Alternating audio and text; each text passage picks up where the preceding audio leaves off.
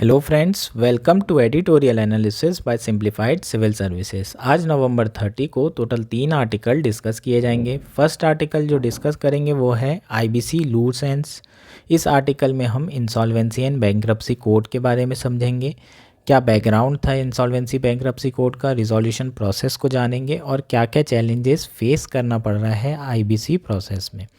Next हम discuss करेंगे India at the climate summit. इसमें इंडिया का जो क्लाइमेट समिट में रोल है 1992 से, वो पूरी हिस्ट्री से लेके प्रेजेंट में क्या क्या चीज़ें इंडिया कर रहा है, क्या चीज़ें इंडिया फेवर में है, किस चीज़ों के इंडिया अगेंस्ट में है, सारी चीज़ें हम डिस्कस करेंगे। लास्ट आर्टिकल जो डिस्कस किया जाएगा वो इंडियन एक्सप्रेस का है, कॉम्बेटिंग फ्रॉड। जो डिजिटल ट्रांजेक्शन में होने वाले फ्रॉड हैं उनके बारे में डिस्कस करेंगे, उसको कम कैसे किया जा सकता है, सरकार क्या कदम उठा रही है, उसके बारे में बातचीत करेंगे। टोटल 3 आर्टिकल डिस्कस किए जाएंगे। अगर आपको हमारा कंटेंट पसंद आ रहा है तो प्लीज़ लाइक करिए, शेयर करिए अपने दोस्तों के साथ, कमेंट करिए, सब्सक्राइब करिए। आइए शुरू करते हैं हमारा एनालिसिस। हमारा फर्स्ट आर्टिकल है आईबीसी लूज एंड्स। ये आर्टिकल इंडियन एक्सप्रेस में आया है। जीएस2 पॉलिटी के पर्सपेक्टिव से काफ़ी ज़्यादा इंपॉर्टेंट है। मेंस में अभी तक नहीं आया है, बहुत बड़ा रिफॉर्म है, पूछा जा सकता है। प्री में भी नहीं आया है, बहुत बड़ा रिफॉर्म है, पूछा जा सकता है। कहीं भी इससे रिलेटेड करंट अफेयर का कोई भी जो है न्यूज़ होता है आपको पढ़ना है, बहुत ज़्यादा हाई चांसेस होंगे उसके सिविल सर्विस में आने के।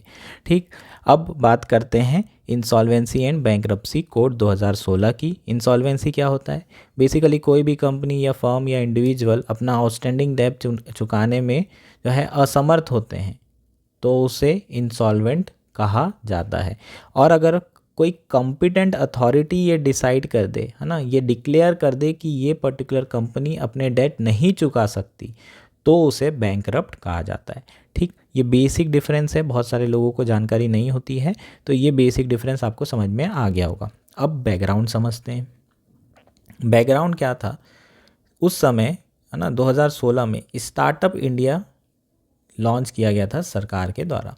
स्टार्टअप इंडिया के थ्रू बहुत सारी प्रोसेस जो है ईज कर दी गई थी, जिसके थ्रू आसानी से कंपनीज सेटअप की जाए। जो भी आइडिया लोगों को आ रहे हैं उसको मटेरियलाइज करके आसानी से कंपनियां बनाई जाए। तो बहुत आसानी से जब कंपनियां सेटअप करने के लिए प्रोविज़न लाए गए तो सरकार ने ये भी सोचा कि 100 में से एक ही स्टार्टअप तो सक्सेसफुल होता है, और अननेसेसरली लोग स्टार्टअप चालू करने के बाद उसे ड्रैग करते रहेंगे, एग्ज़िट नहीं करेंगे लॉसेस में आने के बाद। तो उनको ये लगा कि एग्ज़िट प्रोसेस को भी आसान बनाना ज़रूरी है। अगर कॉरपोरेट नहीं सक्सेसफुल होते हैं, अगर स्टार्टअप नहीं सक्सेसफुल होते हैं, तो उन्हें किस तरीके से एग्ज़िट दिलाया जाए, किस तरीके से आसानी से वो एग्ज़िट कर सकें, उस स्टार्टअप को बंद कर सकें, उसकी प्रोसेस के लिए, उस प्रोसेस को आसान करने के लिए, ईज़ ऑफ डूइंग बिजनेस करने के लिए इंसॉल्वेंसी एंड बैंक्रप्सी कोड लाया गया था। एक और इम्पॉर्टेंट फैक्टर था, उस समय एनपीए बहुत ज़्यादा बढ़ गए थे। जो बैंक हैं वो बहुत ज़्यादा लोन दे चुके थे बड़े बड़े कॉरपोरेट्स को, और वो कॉरपोरेट्स बेसिकली फेल हो गए थे या सिक हो गए थे और वो अपना आउटस्टैंडिंग डेब्ट नहीं चुका पा रहे थे। तो नॉन परफॉर्मिंग एसेट बहुत ज़्यादा बढ़ गए थे। अब बैंक की हालत बहुत ज़्यादा ख़राब हो गई थी, क्योंकि उनने जो लैंडिंग की थी वो सारा डिफ़ॉल्ट कर गया था और डिपॉजिट उनके पास थे नहीं, तो लैंडिंग भी बैंक नहीं कर पा रहे थे और बैंक कोलैप्स होने के चांसेस बढ़ गए थे। इस प्रीमाइसेस में, इस बैकग्राउंड में जो है इंसॉल्वेंसी एंड बैंक्रप्सी कोड लाया गया। अब इंसॉल्वेंसी और बैंक्रप्सी कोड में एक्चुअल में किया क्या गया? ऐसा नहीं है कि पहले कोई भी एक्ट नहीं थे जो कोई भी कंपनी को एग्ज़िट देने के लिए बनाए गए हों, या फिर उसे रिजॉल्यूट या फिर बेसिकली रीस्ट्रक्चर करने के लिए बनाए गए हों। पहले भी कई सारे एक्ट बनाए गए थे। फॉर एग्जांपल कंपनी एक्ट 2013 में भी काफ़ी सारे ऐसे प्रोविज़न हैं जिसके थ्रू आप एग्ज़िट कर सकते हैं। उसके पहले सिक इंडस्ट्रियल एक्ट 1985 बनाया गया था। सारफेसी एक्ट 2002 बनाया गया था। तो ऐसे कई सारे एक्ट थे, अलग अलग एक्ट थे, लेकिन, है ना, अलग अलग, किसी कॉरपोरेट के लिए अलग थे, पार्टनरशिप के लिए अलग थे। तो इस तरीके से अलग अलग एक्ट बनाए गए थे इनके एग्ज़िट के लिए। आईबीसी के थ्रू हमने क्या किया, सारे एक्ट को मर्ज कर दिया और एक सिंपल प्रोसेस बनाई ताकि ईज़ ऑफ डूइंग बिजनेस हो सके। होपफुली ये चीज़ें आपको समझ में आ रही होगी कि आईबीसी क्यों लाया और क्यों ये इतना बड़ा रिफॉर्म है। ठीक, अभी अगर आप देखेंगे तो एनपीए लगातार गिरते जा रहे हैं। क्यों गिरते जा रहे हैं बाद में समझेंगे, लेकिन उसका एक बहुत बड़ा रीज़न आईबीसी का सक्सेसफुल होना भी है। ठीक, अब शुरू करते हैं क्यों लाया गया था यहाँ पर वाई। ठीक, सिंपल लैंग्वेज में दिया हुआ है, to speed up resolution of stress asset in country. जो स्ट्रेस्ड असेट हैं, जो एसेट ऐसे हो गए हैं जिसको आप वापस रिवाइव नहीं कर सकते, है ना, या फिर आपको उसे रिजोल्यूशन करना पड़ेगा, उसे रिवाइव करने के लिए किसी और को बेचना पड़ेगा। तो इन सारी चीज़ों को डील करने के लिए आईबीसी लाया गया। कौन एप्लीकेबल होगा? इंडिविजुअल एप्लीकेबल होंगे, पार्टनरशिप, एलएलपीस एंड कॉरपोरेट, ये सारे लोगों का हम क्या कर सकते हैं, आईबीसी के थ्रू रिजोल्यूशन कर सकते हैं। कब जो है, कितने दिनों में ये रिजोल्यूशन होना है? Authority to decide insolvency application within 180 days, 90 days maximum extension हो सकता है। मैक्सिमम आप 270 दिनों में कोई भी कंपनी का एग्जिट क्या करेंगे, एग्जिट करने में उसे हेल्प करेंगे, या तो रिजोल्यूशन होगा या फिर लिक्विडेशन। नेक्स्ट है एग्जीक्यूटिंग अथॉरिटी। एग्जीक्यूटिंग अथॉरिटी कौन सी होगी?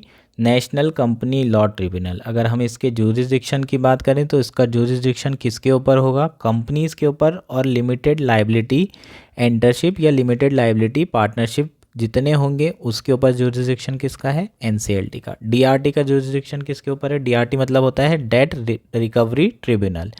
ठीक, इसका जुरिसडिक्शन किन किन के ऊपर है? जितने भी पार्टनरशिप फर्म होंगे और इंडिविजुअल्स होंगे। अब ये बेसिकली पार्टनरशिप फर्म या इंडिविजुअल, अगर इनके अगेंस्ट में इंसॉल्वेंसी और रिजोल्यूशन प्रोसेस शुरू की जाती है तो कहाँ जाना पड़ेगा? डीआरटी में जाना पड़ेगा। जब आप जाएंगे तो डीआरटी डिसाइड करेगा कि प्रोसेस को शुरू किया जाना चाहिए या नहीं किया जाना चाहिए। तो रिजोल्यूशन प्रोसेस कौन डिसाइड करता है इनिशिएट करने के लिए? डीआरटी और एनसीएलटी, है ना। अगर कंपनी होगी तो कहाँ जाना पड़ेगा? National company law tribunal. ये आपको चीज़ें पता होनी चाहिए। ठीक, नेक्स्ट है इंपॉर्टेंट कि इंसॉल्वेंसी रिजोल्यूशन प्रोसेस एक्चुअल में किस तरीके से चलती है ना, कैसी प्रोसेस है, किस तरीके से ये पूरी कंपनी रिजोल्यूशन होता है या फिर लिक्विडेशन होता है, इसको समझते हैं अंडर आईबीसी 2016। पहला पॉइंट क्या है? It is initiated by any stakeholder. Resolution process की बात करें अंडर आईबीसी तो कोई भी स्टेक होल्डर इसको शुरू कर सकता है, इंक्लूडिंग एम्प्लॉयज़। ये पॉइंट इंपॉर्टेंट है। अगर आप उस कंपनी के एम्प्लॉय हैं और वो कंपनी आपको क्या नहीं दे रही है, पैसा नहीं दे रही है, क्यों नहीं दे रही है? क्योंकि वो नहीं दे सकती, इसलिए आपको उसने सैलरी नहीं दी, 6 महीने की आपको सैलरी नहीं मिली, तो आप क्या कर सकते हैं? आप इंसॉल्वेंसी फाइल कर सकते हैं। ठीक, तो डेप्टर्स, फर्म, क्रेडिटर और एम्प्लॉयज़, सारे जितने स्टेक होल्डर होंगे वो इनिशिएट कर सकते हैं इंसॉल्वेंसी प्रोसेस को। If executing authority accept insolvency resolution accepts insolvency resolution professional is appointed. ठीक, तो बेसिकली नेक्स्ट स्टेप क्या होगी? इफ़ एग्जीक्यूटिंग अथॉरिटी मतलब एनसीएलटी या फिर डीआरटी क्या करती है? एक्सेप्ट कर लेती है कि ठीक है, इसकी लिक्विडेशन प्रोसेस को हमने एक्सेप्ट कर लिया। उसके बाद नेक्स्ट स्टेप होगी इंसॉल्वेंसी रिजोल्यूशन प्रोफेशनल को अपॉइंट किया जाएगा। Management is transfer to committee of creditors, they act through IPs. ठीक है, जो मैनेजमेंट होगा उसके बाद 270 दिन तक के, है ना, जब तक रिजोल्यूशन प्रोसेस चलेगी, सारा का सारा कंपनी का मैनेजमेंट कौन करेगा? आईपी के थ्रू सीओसी करेंगी। सीओसी मतलब कमिटी ऑफ क्रेडिटर, जो क्रेडिटर्स हैं, है ना, उनकी कमिटी बनेगी जिनने ये सारी प्रोसेस शुरू की है। मान लीजिए कि 15 बैंक ने लोन दिया है किसी कंपनी को, तो ये 15 जो है इस कमिटी ऑफ क्रेडिटर का पार्ट होंगे। ये सारा का सारा कंपनी मैनेज करेंगे फॉर नेक्स्ट 270 डेज। और किसके थ्रू मैनेज करेंगे? इंसॉल्वेंसी प्रोफेशनल के थ्रू मैनेज करेंगे। इन प्रोसेस का जो नेक्स्ट स्टेप होगा वो है IP has to decide whether to revive company और लिक्विडेट इट। लिक्विडेट का मैं पहले ही मतलब बता चुका हूँ, जितने भी एसेट्स होंगे कंपनी के उसे बेच दिया जाएगा, कंपनी ख़त्म हो जाएगी, और बेचने के बाद जो पैसा आएगा वो जितने भी डेटर होंगे उनमें डिस्ट्रीब्यूट कर दिया जाएगा। या फिर रिवाइव किया जा सकता है। रिवाइव मतलब पर्टिकुलरली रिजोल्यूशन प्लान लिया जाएगा। बहुत सारी कंपनीज़ को पूछा जाएगा कि क्या आप इस कंपनी को ख़रीदना चाहते हैं। सारी कंपनियां बिडिंग देगी और बिडिंग में जो है अपना अपना प्राइस बताएगी कि वो कंपनी, कौन सी कंपनी जो है उसको कितने में ख़रीद रही है। जो रिजोल्यूशन प्रपोजल होंगे वो आईपी किसको दिखाएगा? सीओसी को, कमिटी ऑफ क्रेडिटर्स को, और finally COC committee of creditor जो भी रिजोल्यूशन प्लान होगा उसको अप्रूव करेगी। अप्रूवल करने के लिए कमेटी में जितने भी मेंबर होंगे उसमें 3/4 मेंबर एटलीस्ट उस प्लान को जब तक के हामी या ग्रीन झंडी नहीं दे देते तब तक के वो रिजोल्यूशन प्लान जो है अप्रूव नहीं होगा। अगर अप्रूव हो जाता है तो कंपनी दोबारा रिवाइव हो जाएगी, और अप्रूव नहीं होता है तो वापस क्या हो जाएगा, लिक्विडेशन हो जाएगा। जो भी कंपनी उसे खरीदेगी उससे जो पैसा मिलेगा रिवाइवल के बाद वो पैसा डिस्ट्रीब्यूट होगा। उसका जो है क्रम जो है IBC में डिसाइड हो रखा है। सबसे पहले जो पैसा सबसे ज़्यादा प्रायोरिटी दी जाएगी वो किसको दी जाएगी, फाइनेंशियल क्रेडिटर्स को। फाइनेंशियल क्रेडिटर मतलब बैंक्स हो गए, NBFCs हो गए। उसके बाद ऑपरेशनल क्रेडिटर्स होंगे। ऑपरेशनल क्रेडिटर कौन से हैं, जो सर्विस प्रोवाइडर होते हैं। जैसे कि कोई रॉ मटेरियल किसी से ख़रीदा गया है कंपनी द्वारा, उसने पैसा नहीं दिया तो ऑपरेशनल क्रेडिटर्स कहलाएंगे वो, जिनने सर्विस प्रोवाइड की है, तो उनको पैसा उसके बाद में मिलेगा। सबसे पहले फाइनेंशियल क्रेडिटर्स को पैसा मिलेगा। ठीक, तो इस तरीके से पैसा डिस्ट्रीब्यूट होता है। ये बेसिकली हमारी क्या हो जाएगी, इंसॉल्वेंसी रिजोल्यूशन प्रोसेस हो जाएगी। अब आर्टिकल की बात करते हैं। आर्टिकल में 2 इम्पॉर्टेंट इश्यूज़ के बारे में बात की गई है। एक जो इम्पॉर्टेंट इशू के बारे में बात की गई है, जो रियलाइज्ड मनी है रिजोल्यूशन प्रोसेस के बाद, वो बहुत ज़्यादा कम है ना। जितना ड्यूज़ था, जो क्लेम किया गया था, उससे ऑलमोस्ट हाफ से भी कम रियलाइज़ हो पाया है। मतलब रिजोल्यूशन होने के बाद या लिक्विडेट होने के बाद जितना भी लोगों का ड्यू था उतना पूरा ड्यू तो उन्हें नहीं मिला है। जो ड्यू मिले हैं वो भी हाफ से भी कम है। ठीक है, यहाँ समझते हैं क्या है। In the cases yielding resolution, creditor have realized only 3.15 lakh crore और 31.85% ऑफ देयर एडमिटेड क्लेम्स। ठीक, तो ऑलमोस्ट 9 लाख करोड़ रुपए क्लेम किया गया था। जो रियलाइज़ हुआ है वो कितना हुआ है, 3.15 लाख करोड़। कितना परसेंटेज हुआ है क्लेम करने का, जो रियलाइज़ हुआ है वो 31.85% हुआ है। और ये सबसे बड़ा इशू है IBC की परफॉर्मेंस का, है ना। बहुत सारे केसेस रिजोल्यूशन तो हो रहे हैं, लिक्विडेशन भी हो रहे हैं, लेकिन जो लोगों के ड्यूज़ हैं जितना वो क्लेम कर रहे हैं उससे उन्हें बहुत कम पैसा मिल रहा है। ठीक, अगर हम लिक्विडेशन की बात करें तो लिक्विडेशन की वैल्यू तो और भी कम है। केवल 6.5% जो है क्लेम करने के बाद लिक्विडेशन में लोगों को मिल रहा है। टोटल अगर हम बात करें 7,000 के आसपास केसेस जो है इस प्रोसेस के अंदर क्या हुए थे, अप्रूव हुए थे। और उसमें रिजोल्यूशन टोटल 808 केसेस में हुआ है और लिक्विडेशन 2200 केसेस में है। लेकिन जो रियलाइजेशन है क्लेम का वो बहुत कम हो रहा है और ये सबसे बड़ा इशू है। ठीक है, रियलाइजेशन एक्सपेक्टेड से काफ़ी कम है, तो फर्स्ट इशू ये हो जाएगा। नेक्स्ट इशू जो सबसे बड़ा इशू है IBC प्रोसेस में जो सबसे बड़ा चैलेंज आ रहा है वो है कि एग्ज़िट प्रोसेस मैक्सिमम 270 डेज़ में कंप्लीट होना था, पर ऐसा नहीं हो रहा है।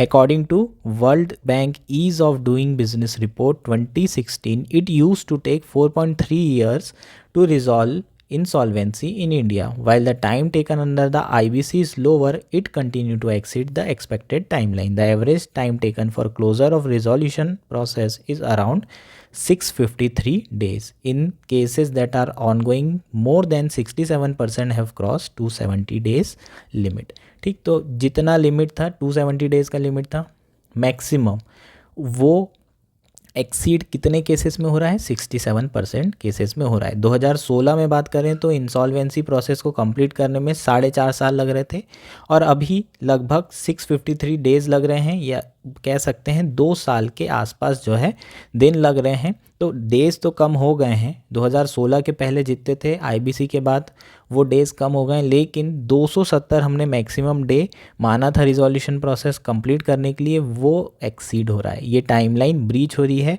और इसलिए ये 2 बड़े इश्यूज़ हैं जिसको अभी जो है रिजॉल्व करने की ज़रूरत है। हालांकि सरकार जो है 2016 के बाद कई सारे अमेंडमेंट कर चुकी है ताकि ये जो लूज़ एंड हैं इसको रिज़ॉल्व किया जा सके, लेकिन और ज़्यादा करने की ज़रूरत है। More needs to be done. ठीक, ये बेसिकली हमारा आर्टिकल था। होपफुली आपको चीज़ें समझ में आ गई होगी, पूरी IBC प्रोसेस क्या होती है, IBC क्यों लाया गया है और उसमें क्या चैलेंजेस हैं। यहाँ पर 2 चैलेंज की हमने बात की है। ये डेटा आप लिख सकते हैं, आपको डेटा जो है हेल्प करेगा अपने आंसर्स में। ठीक, होपफुली ये चीज़ें आपको क्लियर है। हमारा नेक्स्ट आर्टिकल है India at the climate summit. ये आर्टिकल इंडियन एक्सप्रेस में आया है। GS1 GS3 एनवायरनमेंट के पर्सपेक्टिव से इम्पॉर्टेंट है, प्रीलिम्स के पर्सपेक्टिव से भी इम्पॉर्टेंट है। काफ़ी सारे प्रिंसिपल्स के बारे में बात करेंगे, इंडिया के स्टैंड के बारे में बात करेंगे, इंडिया का INDC के बारे में बात करेंगे। ये सारी चीज़ें प्रीलिम्स के पर्सपेक्टिव से काफ़ी इंपॉर्टेंट है, आप नोट डाउन भी कर सकते हैं। बेसिकली जो आर्टिकल है वो क्यों आया है, क्योंकि COP28 किक ऑफ हो चुका है आज से दुबई में। COP मतलब क्या होता है, conference of parties. Conference of parties UNFCCC के अंदर हाईएस्ट डिसीजन मेकिंग बॉडी है। UNFCCC फ्रेमवर्क कब डेवलप किया गया था, अर्थ समिट में, जो कि रियो डी जेनेरियो में 1992 में जो है हुआ था। इसका रिजल्ट क्या था, UNFCCC। इसके अंदर कॉन्फ्रेंस ऑफ पार्टी जो कि हाईएस्ट डिसीजन मेकिंग पार्टी है, जिसमें हेड ऑफ द स्टेट और एनवायरनमेंट मिनिस्टर जो है पार्टिसिपेट करते हैं और डिसीजन मेकिंग होती है कि किस तरीके से हम क्लाइमेट चेंज के इम्पैक्ट को कम कर सकते हैं, ग्रीन हाउस गैस एमिशन को कम कर सकते हैं। बेसिकली इस आर्टिकल में हम ये सारी चीज़ें डिस्कस कर। अब आर्टिकल शुरू करते हैं। As the world third largest emitter of greenhouse gases, India is a crucial player in a global fight against climate change. India जो है पूरी दुनिया में थर्ड लार्जेस्ट एमिटर है ग्रीन हाउस गैस का।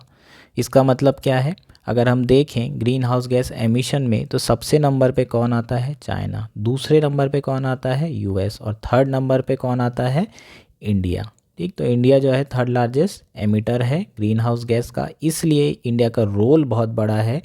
जो फाइट चल रही है क्लाइमेट चेंज के अगेंस्ट, क्लाइमेट चेंज के इम्पैक्ट को कम करने के लिए, उसमें इंडिया बहुत क्रूशियल प्लेयर है, बहुत बड़ा ग्लोबल प्लेयर है। It is not very well known that India had hosted one of this conferences. COP8 India के द्वारा जो है क्या किया गया था, होस्ट किया गया था। हालांकि उस समय ये लो की अफेयर था। लो की अफेयर क्यों था, क्योंकि जो क्लाइमेट चेंज है उसके इम्पैक्ट इतने ज़्यादा दिखाई नहीं दे रहे थे। ठीक, तो उस समय जितनी भी COPs होती थी, कॉन्फ्रेंस ऑफ पार्टीज़, उसमें जनरली जो नेगोशिएटर होते थे वो एनवायरमेंटल मिनिस्टर्स होते थे। तो ये एक लो की अफेयर था 2008 तक। लेकिन 2009 में कोपेनहेगन समिट के बाद, 2015 में पेरिस एग्रीमेंट और 2016 में ग्लासगो समिट में हेड ऑफ द स्टेट ने इसमें पार्टिसिपेट किया, और एक ये बहुत बड़ा जो है इवेंट बन चुका है। अब इसमें अब बहुत सारे state, head of the state जो है पार्टिसिपेट करते हैं डायरेक्टली। ठीक, और इसका एक रीज़न ये भी है क्योंकि क्लाइमेट चेंज का जो इशू है वो बहुत ज़्यादा जो है बढ़ चुका है, इसके इम्पैक्ट बहुत ज़्यादा बढ़ चुके हैं। नेक्स्ट बात करते हैं इंडिया के एमिशन की। Owing to its size and population, India has always been one of the biggest emitter of greenhouse gas. India की पॉपुलेशन और उसके साइज़ को देखा जाए तो ऑब्वियसली इंडिया जो है ग्रीन हाउस गैस का एक बड़ा एमिटर बन के उभरा है। It's emission have grown almost 4-fold between 1970 and now. 1970 से लेके 2023 तक अगर इसके एमिशन की बात करें तो 4 गुना जो है एमिशन बढ़ चुका है। Nearly 40% of India emission come from electric production sector. ठीक है, तो लगभग 40% जो ग्रीन हाउस गैस एमिशन हो रहा है वो किस में हो रहा है, इलेक्ट्रिसिटी प्रोडक्शन सेक्टर में। इलेक्ट्रिसिटी प्रोडक्शन किस तरीके से करता है इंडिया, थर्मल पावर प्लांट के थ्रू। ज़्यादातर किससे होता है, कोल पावर प्लांट के थ्रू। ठीक है, जिसमें कोल यूज़ होता है, और कोल अगर जलाया जाएगा तो ऑब्वियसली गैसेस जो रिलीज़ होगी ग्रीन हाउस गैस, उसके कारण एमिशन बहुत ज़्यादा बढ़ रहा है। ट्रांसपोर्ट सेक्टर की बात करें तो उससे जो होने वाला एमिशन है वो लगभग 10% है। लेकिन अगर हम पर कैपिटा टर्म्स में बात करें तो इंडिया का पर कैपिटा टर्म्स के हिसाब से अगर देखें तो इंडिया का जो एमिशन है वो बहुत ज़्यादा कम है, less than half of global average even now. अगर आप पर कैपिटा टर्म्स में देखेंगे तो एक पर्सन के हिसाब से तो जो ग्लोबल एमिशन है वो टोटल ग्लोबल एवरेज से भी हाफ पे है। ठीक, ये नंबर बहुत कम है। ये क्या शो कर रहा है, it indicates lower access to energy, lower consumption and relatively lower standard of living. ठीक, ये शो करता है कि इंडिया का जो एक्सेस टू एनर्जी है, इलेक्ट्रिसिटी है, वो कम है। और चूंकि एक्सेस टू इलेक्ट्रिसिटी कम है तो डायरेक्टली शो कर रहा है कि ये लोअर स्टैंडर्ड है इंडिया में अभी भी जो लोग रह रहे हैं उनके लाइफ में। ठीक, India cites its lower per capita emission to counter any international demand to cap its overall emission. India जो है अपना पर कैपिटा एमिशन जो है हमेशा जिक्र करके सारे लोगों को बोल देता है कि आप मुझे एमिशन कम करने के लिए नहीं बोल सकते, क्योंकि यहाँ की जनता गरीब है, पुअर है, पॉवर्टी है, और वो डिज़र्व करती है एक बेहतर लिविंग स्टैंडर्ड। और उसके लिए इलेक्ट्रिसिटी जैसी चीज़ों की ज़रूरत होगी, एक्सेस टू इलेक्ट्रिसिटी की ज़रूरत होगी। और हम चीप इलेक्ट्रिसिटी कैसे बना सकते हैं? कोल के थ्रू ही बना सकते हैं, क्योंकि हम डेवलपिंग कंट्रीज़ हैं, हमारे पास इतना पैसा नहीं है। इसलिए इंडिया जो है किसी भी तरीके के एमिशन को कम करने के लिए जितनी भी बात की जाती है उसमें यही अपना रीज़न देता है कि आप पर कैपिटा एमिशन देख लो, आपका ग्लोबल एवरेज से भी हमारा हाफ से भी कम है। ठीक, नेक्स्ट बात करते हैं इंडिया एट सीओपी हिस्टोरिकली। हम हिस्टोरिकली सीओपी में इंडिया का क्या रोल रहा है? Right from the 1992 Rio de Janeiro earth summit which gave rise to United Nations Framework Convention on Climate Change, India has been trying to ensure that the burden of climate change does not disproportionately fall on developing countries. 1992 में Rio de Janeiro में जो अर्थ summit हुआ था, जिसने किसको जन्म दिया था? यूएनएफसीसी को, United nation framework convention on climate change को। इंडिया तब से इंश्योर कर रहा है कि क्लाइमेट चेंज से होने वाले इम्पैक्ट को कम करना है, लेकिन उसका बर्डन, क्लाइमेट एक्शन जो लिए जाएंगे उसका बर्डन डेवलपिंग कंट्रीज़ पर नहीं आना चाहिए। One of the foundations of UNFC has been the principle of common but differential responsibility and respective capabilities, CBDRRC, which emphasizes the point that while fighting climate change is everyone's job, rich and developed countries must bear the bulk of their responsibility, not just because they have caused most of the emission, but also because they have greater resources and capacity to act. UNFCCC का अगर हम देखें तो foundation principal क्या था? Common but differential responsibility and respective capabilities. इस principal के अंदर डेवलपिंग कंट्रीज़ का हमेशा से ये मानना है कि डेवलप्ड कंट्रीज़ को जो क्लाइमेट एक्शन है वो लेने की ज़्यादा ज़रूरत है।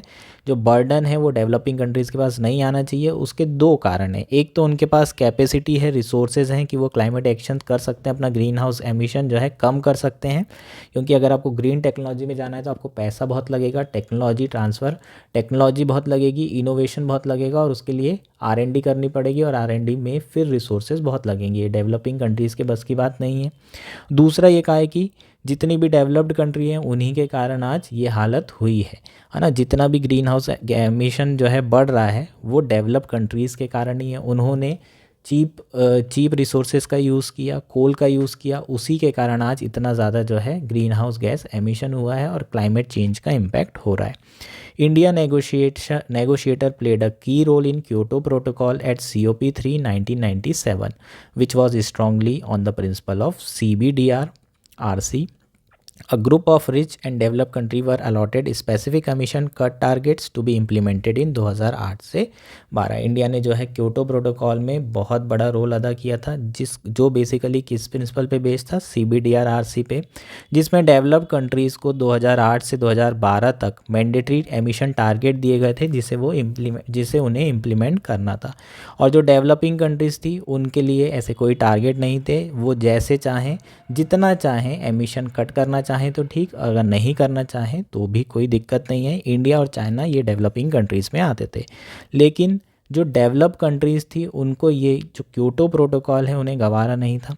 वो इस बात से बिल्कुल खुश नहीं थे और उन्होंने CBDRRC प्रिंसिपल को हमेशा इरोड करने की कोशिश की गई, है ना। उनके द्वारा जितने भी बाद में COP हुए उन लोगों ने कहा कि मोर इक्विटेबल अरेंजमेंट होना चाहिए, बाकी डेवलपिंग कंट्रीज़ को भी हमारे साथ आना चाहिए।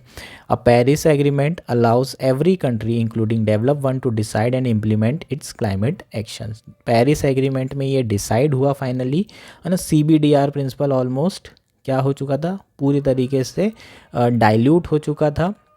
अब डेवलपिंग कंट्रीज़ और डेवलप कंट्रीज़ दोनों ही क्या कर रही थी? क्लाइमेट एक्शन में जो है पार्टिसिपेट कर रही थी और दोनों ही ग्रीन हाउस गैस एमिशन कम करने में प्रतिबद्ध थी। ठीक, तो इसमें क्या हुआ था? 2015 जो पेरिस एग्रीमेंट था उसमें डिसाइड हुआ कि सब लोग जो है खुद के क्लाइमेट एक्शन प्लान खुद जो है बताएंगे, है ना, और खुद उसी पे अमल करेंगे। उसे क्या कहा गया? Nationally determined contribution. आप खुद जो है डिटरमाइन करें कि आपको क्या कंट्रीब्यूट करना है, पर कोई ऐसे मैंडेटरी टारगेट सेट नहीं किए गए। दोनों के बीच में, डेवलप्ड और डेवलपिंग कंट्री के बीच में जो डिस्टिंक्शन था ऑलमोस्ट ख़त्म हो चुका था, मार्जिनल था, इनफॉर्मली बस बचा हुआ था। एनडीसी के अंदर क्या था? जो टारगेट थे वो ये थे कि डेवलप कंट्रीज़ को ग्रीन हाउस गैस एमिशन कम करना होगा, और developing countries green house emission कम नहीं भी कर सकता, उनके लिए ये मैंडेटरी नहीं है। बस इतना ही एक डिफरेंस रह गया था। अब रीसेंट सीओपी की बात करते हैं। इंडिया रीसेंट सीओपी में क्या रोल प्ले कर रहा है? At the 2021 Glasgow meeting, India blocked the final draft outcome at the last minute and got the phase out of coal changed to phase down. 2021 में जो ग्लासगो सीओपी हुआ था, Glasgow summit हुआ था, उसमें इंडिया ने जो फाइनल ड्राफ्ट था उसमें फेज़ आउट ऑफ कोल को चेंज करके फेज़ डाउन कर दिया था। फेज़ आउट का मतलब पूरी तरीके से कोल का यूज़ बैन किया जा रहा था, उसको फेज़ डाउन किया गया। फेज़ डाउन का मतलब ये है कि कोल का यूज़ अभी भी किया जाएगा, लेकिन उसका यूज़ धीरे धीरे ख़त्म किया जाना चाहिए। India campaign for phase down of all fossil fuel, not just coal. India ने कहा कि आप बाकी चीज़ों में भी करें, जितने भी फॉसिल फ्यूल्स हैं, नेचुरल गैस हैं, उसको भी इंक्लूड करें। तो सिर्फ कोल के पीछे क्यों पड़ें? जो डेवलपिंग कंट्री है उसके पीछे क्यों पड़ें? आपने, डेवलप्ड कंट्रीज़ ने ये सारी चीज़ें अचीव कर ली है ना। कोल धीरे धीरे, उन कोल का यूज़ करना उन्होंने बंद कर दिया है। अब वो ज़बरदस्ती ये चाहते हैं कि डेवलपिंग कंट्रीज़ भी ये करें। ठीक, तो बहुत सारी कंट्रीज़ इससे खुश नहीं थी। अब इंडिया के क्लाइमेट कमिटमेंट की बात करते हैं, जो उन्होंने पेरिस 2015 के जो पेरिस एग्रीमेंट है उसमें किया था। ठीक है, एनडीसी जो था, नेशनली डिटरमाइंड कंट्रीब्यूशन। इंडिया ने क्या कहा था? 3 मेन टारगेट प्रॉमिस किए थे। फर्स्ट था India will reduce its emission intensity और emission per unit of GDP by 33 to 35% from 2005 level by 2030। ये आपको याद रखना है, प्रीलिम्स के पर्सपेक्टिव से इंपॉर्टेंट है तीनों टारगेट। ठीक, तो पहला टारगेट था कि इंडिया अपना एमिशन रिड्यूस करेगा, और जो एमिशन रिड्यूस करेगा वो किसके फंक्शन में होगा? जीडीपी के फंक्शन में होगा। 33 से 35% 2005 से 2030 के बीच में।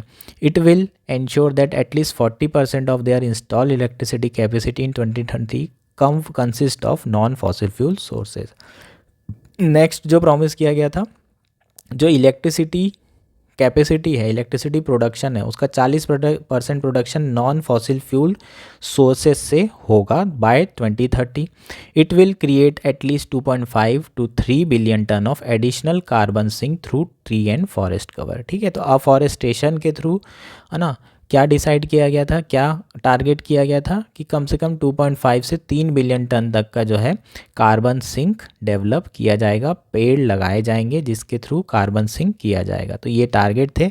रिसेंटली इंडिया ने अपने जो टारगेट हैं उसे अपडेट किया है। क्या अपडेट किया है? It raise the emission intensity reduction target from 33-35 से 45। ठीक, तो ये 33-35 से कितना हो गया? 45। ये आपको याद रखना है, नए टारगेट।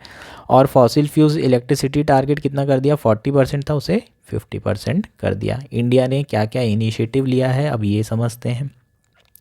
जो सबसे इम्पॉर्टेंट और बड़ा इनिशिएटिव था वो है इंटरनेशनल सोलर अलायंस। इंडिया ने ये क्या किया था? डेवलप किया था। 2015 में पेरिस मीटिंग में इसे लॉन्च किया गया था, जिसका हेडक्वार्टर कहाँ है? गुरुग्राम। ये एकमात्र जो है यूनाइटेड नेशन एफिलिएटेड बॉडी है जिसका हेडक्वार्टर इंडिया में है। ठीक है, क्या किया था? ISA बनाया गया था। इसका पर्पस क्या था? To promote the installation of solar energy across the world. Solar energy पूरी दुनिया में इंस्टॉल करने के लिए ISA International Solar Alliance develop किया गया था। इसके अलावा इंडिया ने और एक और चीज़ की थी, वो है A similar model is being followed for the Coalition of Disaster Resilient Infrastructure। CDRI भी जो है लॉन्च किया गया, which seek to become the global knowledge center for creation of more resilient infrastructure। ठीक है, तो ये बेसिकली एडाप्टेशन पर्पस के लिए किया गया था, और ISA मिटिगेशन पर्पस के लिए। मिटिगेशन मतलब कम करना ग्रीन हाउस गैस के इम्पैक्ट को, ग्रीन हाउस गैस के एमिशन को कम करना, और सोलर एनर्जी से हम कम कर सकते हैं। CDRI में हम वैसे इंफ्रास्ट्रक्चर डेवलप करें जो कि क्लाइमेट चेंज, अगर फ्लड आता है या ड्रॉट आता है तो उससे उसको उसके जो उससे होने वाले जो इम्पैक्ट हैं उसको जो है वो झेल सके। रेजिलिएंट इंफ्रास्ट्रक्चर डेवलप करने की बात की गई थी under the collision of disaster resilient infrastructure. ये बेसिकली ग्लोबल नॉलेज सेंटर की तरह काम कर रहा है अभी इंडिया में। बहुत सारी जो छोटी स्मॉल डेवलपिंग कंट्रीज़ हैं, जो स्मॉल डेवलपिंग आइलैंड्स हैं, जो कि मोस्ट वनरेबल हैं, वो बेसिकली इस CDRI में बहुत ज़्यादा इंटरेस्ट दिखा रहे हैं। इस CDRI के थ्रू एडाप्टेशन इंश्योर किया जा रहा है। इंडिया ने एक और चीज़ के बारे में बात की थी, बिहेवियर चेंजेस के बारे में, जिसमें ये कहा था कि जो लाइफस्टाइल है उसको बदलने की ज़रूरत है। जो कंजम्पटिव लाइफस्टाइल है उसको, कंजम्पशन वाली जो मटेरियलिस्टिक लाइफस्टाइल है उसको चेंज करके सिंपल लिविंग जीने की ज़रूरत है। ठीक है, इनिशियली तो बहुत सारी कंट्री ये सारी चीज़ें नहीं मान रही थी, लेकिन धीरे धीरे जो है इंडिया का जो सिंपल लाइफस्टाइल वाला जो चेंज की बात की गई है, जो बिहेवियर चेंज की बात की गई है, अभी पूरी दुनिया जो है इसे एक्सेप्ट कर रही है। इंडिया ने recently India lifestyle for environment mission भी लॉन्च किया है, जो कि अब बहुत सारी कंट्री एक्सेप्ट करने लगी है। कंजम्पशन कम करने से क्या होगा, मान लीजिए आप कुछ ही कपड़े पहन रहे हैं, तो आप जितने भी रिसोर्सेज यूज़ करते हैं उससे पॉल्यूशन होता है, उससे ग्रीन हाउस गैस एमिशन होता है। तो नेचुरल रिसोर्सेज अगर हम कम से कम यूज़ करें, कम से कम कंजम्पशन करें, तो ग्रीन हाउस गैस एमिशन भी कम होगा। हमारी लाइफस्टाइल अगर सिंपल रहेगी तो ग्रीन हाउस गैस एमिशन कम किया जा सकता है। इंडिया जो है ग्रुपिंग बना करके नेगोशिएशन करता है। इंडिया किस किस ग्रुपिंग का पार्ट है, G77 ग्रुप का, जिसमें 130 के आसपास मेंबर हैं।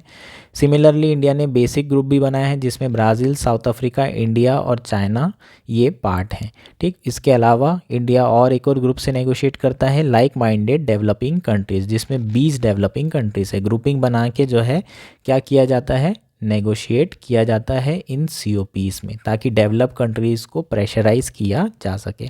इंडिया की रेड लाइन क्या है, इंडिया किन किन चीज़ों के अगेंस्ट में है, ये समझ लेते हैं। इंडिया ने क्लियरली कहा है कि वो अपना एमिशन कम नहीं करेगा। अगर आपने देखा होगा टारगेट, तो इंडिया का जो टारगेट है वो किसके ऊपर डिपेंड कर रहा है, किसके फंक्शन में है, GDP की यूनिट के। अगर GDP जैसे जैसे बढ़ते जाएगी तो आपको एमिशन कम करने की ज़रूरत नहीं है, ऑलरेडी एमिशन कम होता चला जाएगा, क्योंकि वो GDP के फंक्शन में 30-35% कम करना है।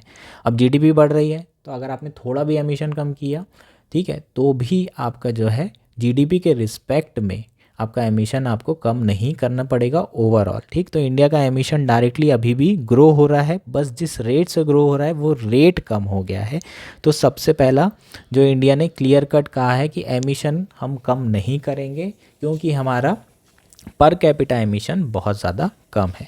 दूसरा जो सबसे बड़ा इशू इंडिया ने उठाया है वो है कि वो अपने कोल फायर्ड पावर प्लांट को इमीडिएटली शट डाउन नहीं करेगा, क्योंकि इंडिया को चीप रिसोर्स की अभी भी ज़रूरत है और अभी भी इंडिया की 30% पॉपुलेशन पॉवर्टी के अंदर है।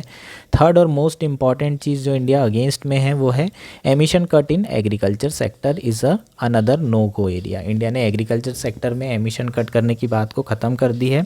एमिशन जो है अगर देखें एग्रीकल्चर और हस्बेंड्री, एनिमल हस्बेंड्री सेक्टर से कितना होता है टोटल एनुअल 15%। इंडिया का जितना भी एमिशन होता है उससे 15%, 18% वैसे जितना मुझे आता, यहाँ 15% दिया हुआ है, एक बार आप चेक कर लीजिएगा। 15% जो एमिशन है वो टोटल एमिशन इंडिया का एग्रीकल्चर सेक्टर से हो रहा है।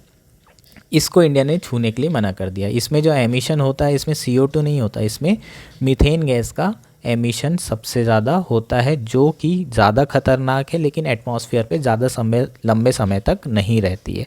ठीक, इंडिया ने इसलिए मना कर दिया है क्योंकि इंडिया अभी भी जो है ना पुअर कंट्री है। बहुत सारे लोग अभी भी एग्रीकल्चर पर रिलाय करते हैं और इंडिया की फूड सिक्योरिटी के लिए ये बहुत बड़ा इम्प्लीकेशन हो सकता है।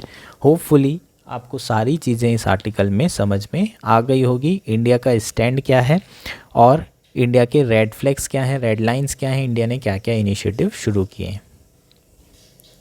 लास्ट आर्टिकल है कॉम्बेटिंग फ्रॉड। ये आर्टिकल इंडियन एक्सप्रेस में आया है। GS3 इकॉनमी के पर्सपेक्टिव से इम्पॉर्टेंट है, प्रीलिम्स के पर्सपेक्टिव से भी इम्पॉर्टेंट है। UPI जानेंगे, हालांकि UPI आपको अब शायद दोबारा नहीं पूछे, 2017 में ऑलरेडी क्वेश्चन आ चुका है इसके ऊपर, लेकिन UPI इम्पॉर्टेंट थीम है। जो भी रीसेंट डेवलपमेंट हो रहे होंगे वो आप ज़रूर पढ़ेंगे करंट अफेयर्स के, क्योंकि ये रिपीटेटिव थीम है, आपको लगातार इससे क्वेश्चन पूछे गए हैं। एक बार UPI आया था, उसके बाद भीम से रिलेटेड क्वेश्चन आया है जो कि यूपीआई के ऊपर बेस्ड है। तो जो भी रिसेंट डेवलपमेंट होंगे उसे अच्छे से पढ़ेंगे, प्रीलिम्स में आपको पूछा जा सकता है। अब यूपीआई समझ लेते हैं। यूपीआई मतलब है unified payments interface. UPI is a system that powers multiple bank account in single mobile application merging several banking features।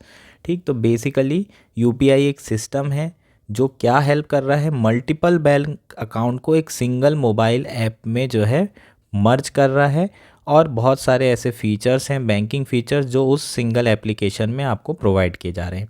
UPI के थ्रू आप 24/7 किसी भी बैंक अकाउंट में एक लिमिट तक के पैसा ट्रांसफ़र कर सकते हैं, बुलवा सकते हैं, रिक्वेस्ट कर सकते हैं। ठीक है, तो यूपीआई ने इंडिया में जो डिजिटल ट्रांजैक्शन है उसको बदल के रख दिया है। जो लैंडस्केप है उसे चेंज कर दिया है। इंडिया में ट्रांजैक्शंस पहले कैश वाले ज़्यादा होते थे, अब धीरे धीरे ट्रांजैक्शन मूव किसके तरफ हो रहे हैं, डिजिटल ट्रांजैक्शन की तरफ मूव हो रहे हैं। जो ट्रांजैक्शन है वो बहुत तेज़ होने लगे हैं, बहुत फास्टर वे में होने लगे हैं। अनोनिमिटी बस नहीं रहती है, क्योंकि डिजिटल ट्रांजैक्शन में आप जो भी ट्रांजैक्शन कर रहे हैं वो उसका है रिसीट कहीं ना कहीं होगा। अनोनिमिटी छोड़ के ऑलमोस्ट ये कैश का ऑल्टरनेटिव बन चुका है। विद इन सेकेंड्स जो है अब एक अकाउंट से दूसरे अकाउंट में पीयर टू पीयर भेजा जा सकता है, पीयर टू मर्चेंट भी पेमेंट किया जा सकता है। पीयर टू मर्चेंट मतलब आप कोई भी चीज़ें खरीद रहे हैं, सब्जी भी खरीद रहे हैं, तो आप तुरंत जो है पेटीएम कर सकते हैं, फ़ोनपे कर सकते हैं, भीम ऐप का इस्तेमाल कर सकते हैं।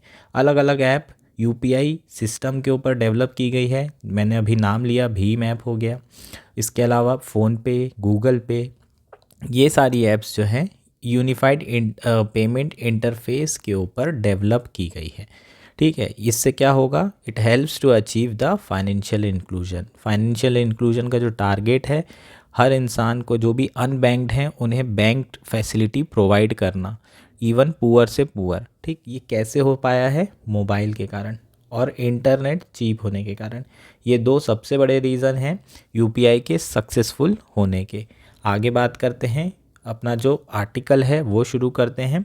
Since it's launch in 2016 the unified payment interface has transform the payment landscape in the country.